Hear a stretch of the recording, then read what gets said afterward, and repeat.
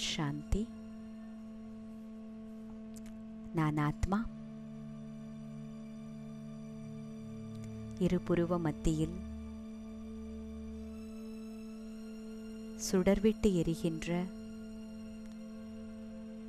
சைத்தன்யமான உயிர் சக்தியாவேன். எப்பொழுதெல்லாம் என்னுடைய சத்திய குணங்கள் வெளிப்படுகிறதோ அப்பொழுது ஆத்ம ஜோதியானது பிரகாசமாக எரிந்து கொண்டிருக்கின்றது என்பதை புரிந்து கொள்கிறேன். எனக்குள்ளே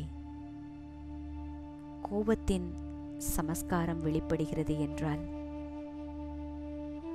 ஆத்ம ஜோதிக்கான ஒரு புயல், ஆத்ம ஜோதி அணையச் செய்கின்ற ஒரு புயலாகும் என்பதை நான் இப்பொழுது புரிந்து கொள்கின்றேன்.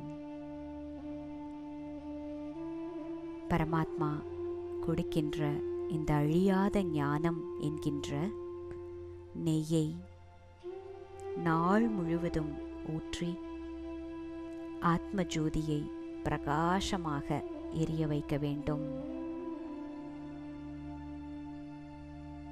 சிறிதளவு கூட ஆடாத அசையாத நிலையான ஜோதியாக நான் ஆத்மா ஆக வேண்டும்.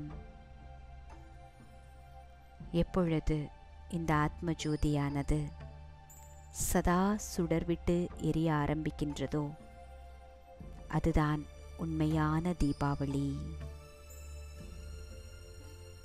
தீபாவளியின் ஆழமான ஆன்மீக ரகசியத்தை நான் தெரிந்து கொண்டேன். நான் ஆத்மா. பரமாத்மாவின் ஞானத்தின் மூலமாக, நினைவின் மூலமாக சதா சுடர்விட்டு எரிகின்ற ஜோதியாவேன். நான் ஆத்மா என்கின்ற உணர்வானது எப்பொழுது என்னுடைய நேச்சுரல் சுபாவமாக ஆகின்றதோ அதனுடைய நினைவார்த்தம்தான் சத்யுகமும் திரேதாயுகமும். சத்யுகம் திரேதாயுகத்தில் நான் ஆத்மா தேவதையாக இருக்கின்றேன். அப்பொழுது தேவதையாகிய நான் சதா ஆத்ம உணர்வில் இருப்பேன். என்னுடைய நேச்சுரல் சமஸ்காரம், நேச்சுரல் சுபாவம் ஆத்மாவினுடைய ஒரிஜினல் குணங்களாகும். லக்ஷ்மி என்றால் லட்சியத்தை வைப்பது என்று பொருள். பரமாத்மா இந்த சிருஷ்டியில் அவதரித்து என்னை சதா கொடுக்கக்கூடிய தேவதையாக மாற்றுவதற்காக வந்திருக்கின்றார்.